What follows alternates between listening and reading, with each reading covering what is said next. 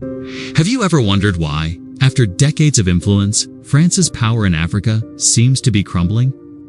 We're seeing coups, protests, and a growing wave of anti-French sentiment across the continent, especially in the Sahel region.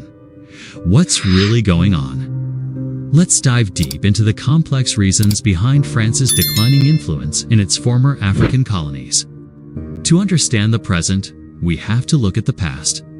The story begins with colonialism. After World War II, most of France's African colonies gained independence. But this wasn't a clean break. France created a system known as Franco-Afrique. On the surface, it was about maintaining cultural and economic ties. But in reality, it was a web of political, military, and economic control that kept these newly independent nations tied to Paris. A key pillar of this system was the CFA, franc-Afrique. This currency, used by 14 African countries, was pegged to the French franc and later the euro. It offered stability, sure, but it came at a huge cost. These countries had to deposit 50% of their foreign currency reserves into the French treasury. Think about that for a second. Half of their wealth wasn't in their own control. Critics argue this has stifled their economic growth, making them dependent on France and preventing them from developing their own monetary policies to suit their own needs. It's like trying to run a marathon with your shoelaces tied together. Then there's the military aspect. France has maintained military bases across the continent for decades. Initially, these were under defense agreements signed at independence. The official reason was to provide security and stability. For years, French forces intervened in conflicts, propped up friendly regimes, and fought against insurgencies. The problem is, these interventions often felt less like helping a partner and more like a parent controlling a child. Many Africans saw this as a direct continuation of colonial power. It's a constant reminder that their national sovereignty wasn't fully their own. For a long time, this system, this Franc-Afrique, worked for France. It secured access to strategic resources like uranium, oil, and cocoa, and it gave Paris significant political clout on the world stage. But things started to change. A new generation of Africans, born long after independence, began to question this arrangement. They grew up with the internet, with access to information from all over the world. They saw how other countries were developing, and they started asking, why not us? The rise of social media became a game changer. It gave a voice to the voiceless.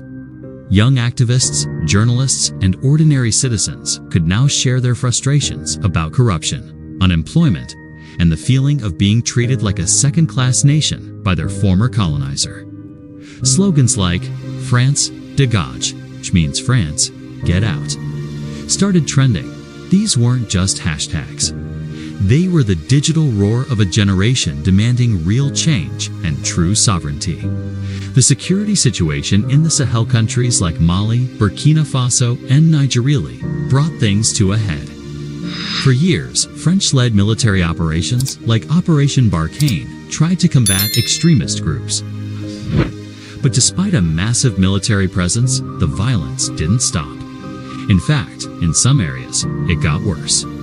For the people living there, it felt like a decade of French military action had failed to protect them. This failure created a vacuum and a deep sense of frustration. They started to wonder if the French presence was part of the solution or part of the problem. This is where military coups entered the picture. In Mali, Burkina Faso, and Niger, military leaders overthrew their governments. And a huge part of their justification was the failure to handle the security crisis and their desire to break free from French influence. They kicked out French ambassadors, terminated military agreements, and forced French troops to leave. What was shocking to many in the West was how popular these moves were.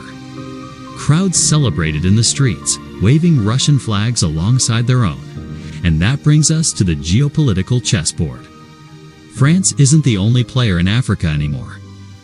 Russia, through groups like the Wagner Private Military Company, has stepped in, offering security assistance without the colonial baggage or the lectures on democracy that often come from Western powers. They present themselves as a straightforward alternative. For leaders who feel cornered and unsupported, this offer is tempting. China has also become a massive economic force on the continent. Through its Belt and Road Initiative, it's been building roads, railways, and ports, offering huge loans and investments that African nations desperately need for development. Unlike France, China's approach is strictly business, no political strings attached, or at least, that's the perception. This has given African leaders more options, allowing them to diversify their partnerships and reduce their reliance on France. So, what we're seeing is a perfect storm. There's the historical resentment from the colonial and post-colonial era. There's economic frustration tied to systems like the CFA, franc. There's the failure of French-led security strategies to bring peace. There's a new vocal generation demanding respect and true independence. And finally, there are new global powers like Russia and China offering alternative partnerships. France, under President Macron, has tried to adapt. He announced the official end of Operation Barkhane and has spoken about building a new, more equal partnership. He wants to move away from the old, paternalistic model.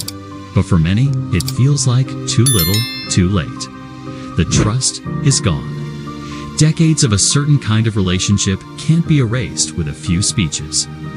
The narrative on the ground has shifted, and it's a powerful one. Africa for the Africans on their own terms. This isn't just about France.